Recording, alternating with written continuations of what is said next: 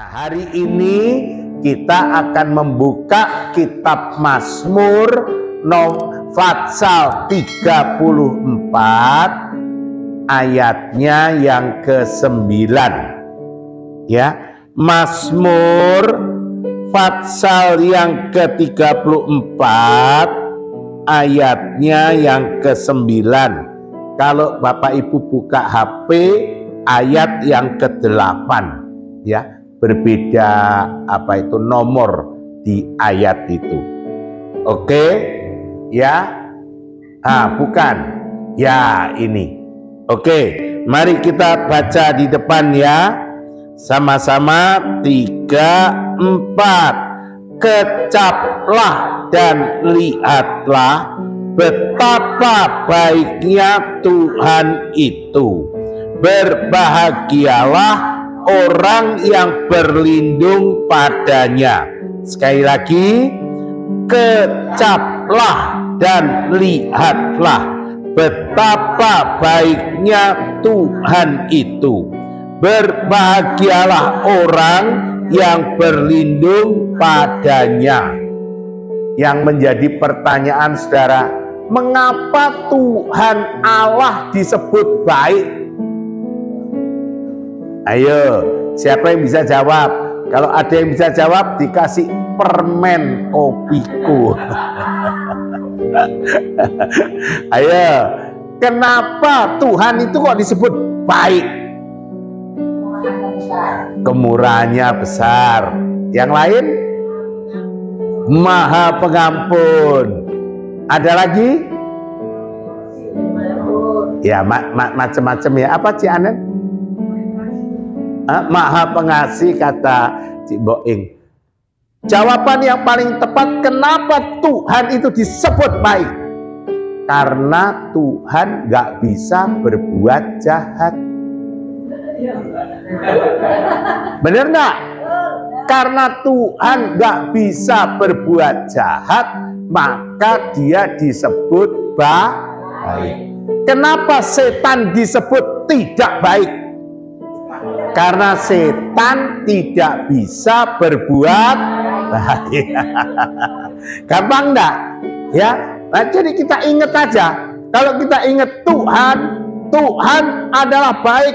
Yes, karena Tuhan enggak bisa berbuat jahat, enggak bisa berdosa, enggak bisa ngapusi orang, ya.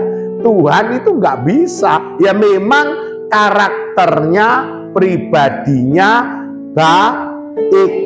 Maka itu disebut di dalam kitab suci, yaitu apa?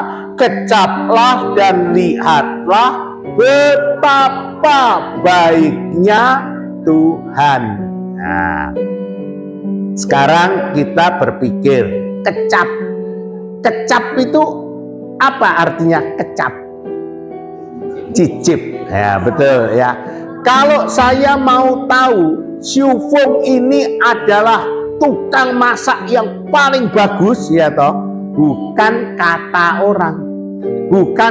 orang, tapi saya cicipi masakannya. Kalau kasinen, oh berarti bohong. Kemanisan juga bohong. Kenapa? Kalau tukang masak yang bagus, pasti saudaraku tidak terlalu manis, tidak terlalu asin, tetapi nikmat. Amin. Ya, kecuali Syufung pembuat es. Nah, kalau pembuat es campur ya harus manis. Kalau es campurnya pahit, apa ini? Nah, jadi saudara, untuk kita membuktikan Syufung sebagai tukang masak yang hebat, maka kita harus mencicipi masakannya. Nah, begitu pula dengan Tuhan. Tuhan itu begitu baik. Bagaimana kita membuktikan bahwa Tuhan itu begitu baik? Kecaplah. Nah, tapi saudara kan muncul masalah. Nah, kalau masakan bisa dikecap, lah kalau kebaikan apanya yang dikecap? Begitu kan? Apanya yang dikecap? Nah, kitab suci memberi jalan keluar. Kecaplah, lalu kemudian kata berikutnya apa? Lihatlah. Jadi dengan kata lain, memang kita nggak bisa, oh Tuhan baik, nggak bisa. Tapi Tuhan kasih kita apa? Mata. Lupa lah, kalau yang buta bagaimana? Tuhan kasih kita perasaan, ya. Tetap. Jadi maksudnya lihatlah itu, lihat dengan matamu, lihat dengan hatimu, lihat dengan perasaanmu. Nah sekarang apa yang dilihat? Ya karena yang dilihat, kitab suci berkata, semua manusia sudah berbuat dosa. Amin. Amin. Kok aminnya ragu-ragu? Apakah ada yang tidak berbuat dosa? Ayo angkat tangan. Paling gampang gini saudara. Mengapa semua orang berbuat dosa? Karena semua orang pernah menipu. Ayo siapa yang nggak pernah nipu? Angkat tangan. Ayo. Pendeta pun dulu juga pernah nipu. Kalau sekarang nggak berani. Ya. Saudara-saudara, semua orang pernah menipu, semua orang pernah berbohong, maka itu dikatakan semua orang sudah berbuat dosa. Nah sekarang pertanyaan yang terpenting adalah begini, kalau seseorang berbuat dosa itu akibatnya apa?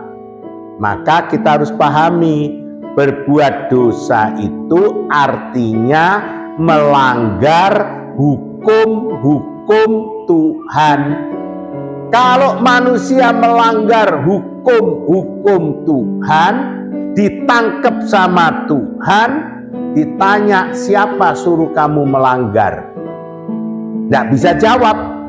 Lalu akibatnya apa? Ya dihukum. Siapa melanggar hukum, dia harus dihukum.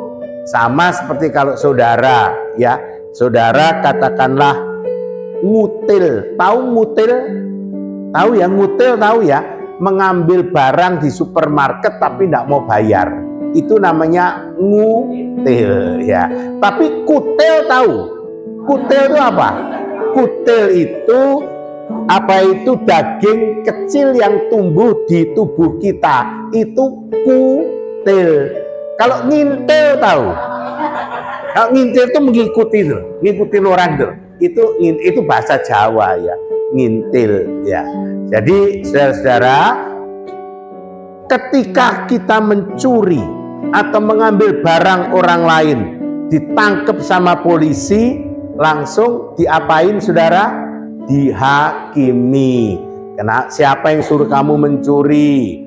Kamu melanggar hukum ini, melanggar pasal ini, ya sudah, sono dekem di polsek seminggu, 2 minggu, sudah itu diadili, dekem di penjara berapa? 2 tahun. Boleh nawar enggak? Boleh, ditambahi 3 tahun. Pengadilan ditawar, malah ditambahi ya, bukan dikurangi. Nah, lalu manusia berpikir apa? Aku mau membayar dosaku. Aku mau membayar kesalahanku. Caranya bagaimana? Aku mau berbuat baik. Aku mau berbuat baik untuk membayar hutang-hutang dosaku, hutang-hutang kesalahanku. Bisa enggak saudara? Bisa enggak? Bisa enggak membayar dengan kebaikan? Enggak bisa. Loh, kok enggak bisa? Ya, sekarang saya kasih contoh, saudara. Saya kasih contoh. Saya ini ada konglomerat. Ada potongan enggak? Loh, enggak ada potongan. Loh, gini enggak ada potongan. Ini potongan konglomerat ini. Duitnya banyak sekali. Wah, satu hari saya ngambil uang di bank 1 M. Banyak atau sedikit? Banyak ya, 1 M ya. Pernah pegang enggak? Sama, saya juga nggak pernah, saudara. Sama, 1 M banyak kan ya. Saya pantau, saya keluar rumah, wah, saya ketemu dengan pemulung, kasih 10 juta, orang kaya, ya, konglomerat. Ketemu pengemis kasih 100 juta, lalu 1 M itu habis. Saya nggak sadar duit saya 1 M itu sudah saya bagi-bagi berbuat baik. Masuklah saya ke supermarket, masuk karena haus, ambil botol minum, ya, ambil coklat, makan. Sesudah itu saya keluar, berhenti di kasir, berapa semuanya di total? Oh Pak, Bapak harus bayar 100.000. Keluarin dompet, lah kosong. Lalu saya ngomong sama si kasir, kasir, maaf ya, hari ini saya nggak bayar. Loh, kok Bapak nggak bayar? Kenapa? Karena tadi saya baru berbuat baik. Saya bagi-bagi ke pengemis, ke siapa? 10 juta, 100 juta, 200, 100. Kira-kira sama si kasir, oh Bapak orang baik ya, mari silakan, enggak apa-apa Pak, enggak apa-apa, gitu. Hah? Terus gimana? Si kasir panggil satpam, Pak Satpam, ada orang aneh di depan saya, ini ngakunya begini. Nah, lalu saya konglomerat yang berbuat baik itu ditangkap sama satpam, saudaraku. Kalau tidak mau bayar, diadili, masuk penjara. Jadi saudara, yang diadili itu perbuatan baik saya atau perbuatan jahat saya. Nah, jadi nanti kalau saudara ketemu Tuhan, itu yang diadili itu dosa-dosamu, bukan kebaikanmu. Betul nggak? Nah, ini harus kita tahu, bukan kebaikan kita yang diadili Tuhan, dosa-dosamu, kesalahanmu, kejahatanmu. Nah, oleh karena itu saudara dikatakan manusia tidak berdaya untuk menyelesaikan hutang-hutang dosanya. Nah, inilah saudaraku, betapa baiknya Tuhan. Tuhan tahu manusia tidak mungkin bayar dosanya. Manusia tidak mungkin selesaikan hutang-hutangnya.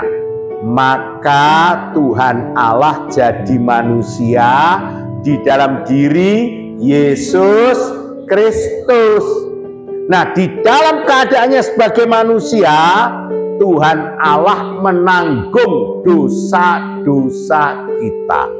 Ya, Dia rela menderita karena dosa-dosa kita. Lalu kemudian apa yang dilakukan? Dia naik ke atas kayu salib, saudaraku, dipaku di sana untuk membayar hutang-hutang dosa kita. Mungkin ada yang bertanya, loh Pak, kenapa kok kayu salib? Kenapa kok nggak gantung aja? Kenapa kok nggak hukum tembak? Kenapa Pak kok nggak hukum pancung begitu? Kenapa? Ya, jawabannya sederhana. Silakan masuk. Ya. Jadi saudara-saudara, apa itu Tuhan kenapa kok disalib? Karena saudaraku, hukuman salib itu hukuman yang paling kejam. Coba saudara, orang disalib ya, dia langsung mati enggak? Enggak. Darahnya netes, tes, langsung mati enggak? Lah lama-lama kalau kehabisan darah apa yang terjadi? Wah, bukan hanya lemes, pikirannya enggak karuan, saudaraku. Ya, dan bukan hanya itu saja, saudara-saudara. Digantung di atas kayu salib itu enak enggak? Kalau orang saudara gantung ya, digantung ya, paling-paling berapa puluh menit mati.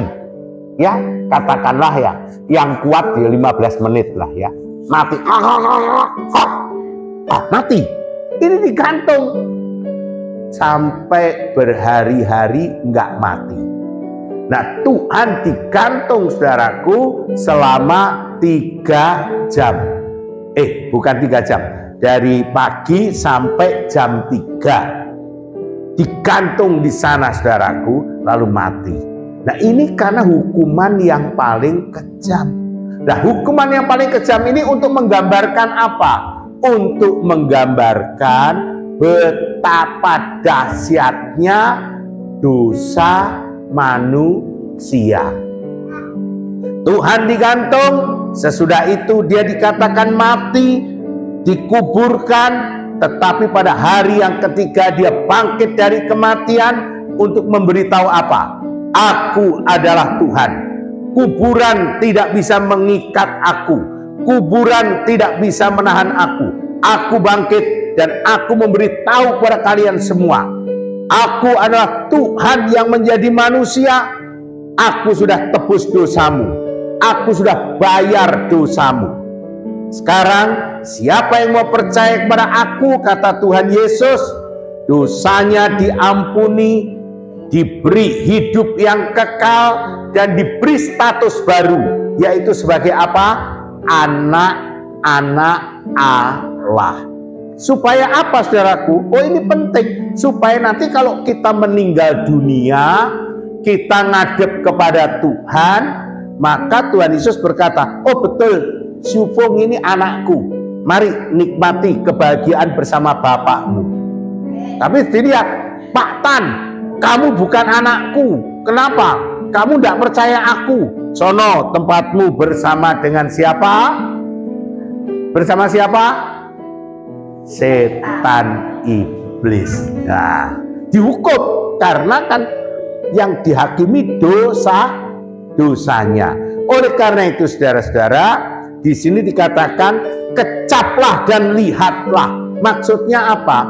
Tuhan sudah mati untuk dosa-dosa saudara. Tuhan sudah menebus dosa-dosa saudara. Jadi, saudara sekarang tinggal melakukan satu hal. Kecap artinya apa? Percayalah kepada Tuhan Yesus Kristus. Lalu nikmatilah anugerahnya, yaitu apa? Diampuni dosanya, diberi hidup yang kekal, diberi status baru, yaitu sebagai anak-anak Allah. Oleh karena itu, saudara, ayat selanjutnya mengatakan apa? Berbahagialah orang yang berlindung padanya. Karena kita anak-anak Allah, maka otomatis kita bisa berlindung kepada Bapa kita di surga. Karena kita adalah anak-anak Allah, maka kalau kita datang pada Tuhan Allah, Tuhan, boyokku pegel, tolong dijamah, sehatkan aku, beri aku kekuatan. Doanya didengar enggak? Dengar karena apa? Oh, yang berdoa anakku, anakku berseru, anakku berteriak, anakku memohon. Jadi aku sekarang akan turun tangan untuk menolong anakku. Ini seumpama di dunia, saudara. Kalau anak kita ngomong, mah haus, kira-kira sang ibu ngomong apa? Terserah, emang gua pikirin. Emang begitu? Ada nggak ibu yang ngomong begitu? Ada. Kalau ibunya hek. Kalau ibunya hek, emang gua pikirin lu haus. Ya, tapi di sini kan semuanya nggak ada yang hek. Ya kan? Kan ini semuanya kan apa itu sehat-sehat, baik-baik. Ya pasti langsung, oh apa nak? Kamu haus ya? Ya udah, diambil air minum, kasih. Anak itu datang pada ibunya, kenapa? Karena dia berlindung kepada ibunya. Dia tidak mau berlindung kepada tetangganya. Dia tidak mau berlindung pada orang lain. Dia tahu ibunya yang paling baik, maka dia datang kepada ibunya. Begitu pula Tuhan Yesus sangat amat baik, sudah menebus dosa saudara, sudah memberi saudara pengampunan dosa, dan sudah memberi saudara status yang baru.